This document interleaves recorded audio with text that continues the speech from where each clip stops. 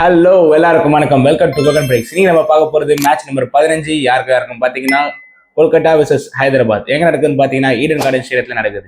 இவங்களோட head to heads பாத்தீங்கன்னா மொத்தமா 28 மேட்ச் நடந்திருக்குது. அதுல கொல்கத்தா 19 மேட்சும் சன்ரைசர்ஸ் 9 மேட்சும் ஜெயிச்சிருக்காங்க.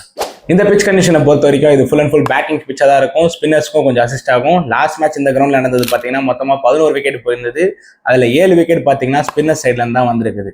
அண்ட் இப்போ ஸ்க்ரீனில் டிஸ்பிளே ஆகிற பிளேயர்ஸ்லாம் பார்த்தீங்கன்னா ஆல்மோஸ்ட் 75% பிக்ஸ் தான். அதில் இல்லாமல் நம்ம கொடுக்க போகிற 3 ட்ரம் பேட்ஸ்மேனை பற்றி இப்போ பார்க்கலாம். நம்மளோட 3 பேட்ஸ்மேன் யாரும் பார்த்தீங்கன்னா அங்கித் வர்மா, ரகுவன்ஷி, நிதிஷ் ரெட்டி. நிதிஷ் ரெட்டி பார்த்தீங்கன்னா தொடர்ந்து ஃப்ளாப் ஆகினே இருக்கிறாரு. கண்டிப்பாக இந்த மேட்ச் ஹிட்டாக வரணும் நம்புறேன். அண்ட் இவங்களாம் டவுன் ஆகிற பேட்ஸ்மேனால வந்து இவங்ககிட்ட இருந்து 50 to 70 ரன்ஸ் நம்ம ஈஸியாக எக்ஸ்பெக்ட் பண்ணலாம்.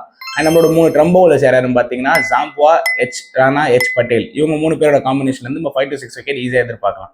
சிபிசியை பற்றி தெரிஞ்சுக்கிற மாதிரி லாஸ்ட் மேட்ச் நம்ம வந்து லக்னோ வர்சஸ் பஞ்சாபுக்கு வந்து 16+ சிக்ஸஸ் வந்து போகும்னு நம்ம ப்ரெடிக்ஷன் கொடுத்திருந்தோம்.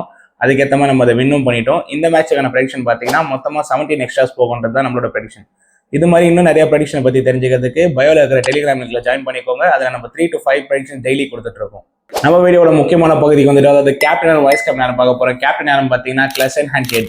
வைஸ் கேப்டன் யாரும் பார்த்தீங்கன்னா நரேன் அபிஷேக் சர்மா. நம்மளோட ஃபைனல் டீம் தெரிஞ்சுக்கிறதுக்கு டெலிகிராமில் ஜாயின் பண்ணிக்கோங்க. அண்ட் இது போல யூஸ்ஃபுல்லான டிப்ஸ் தெரிஞ்சுக்கிறதுக்கு நம்மளோட பேஜை ஃபாலோ பண்ணிக்கோங்க.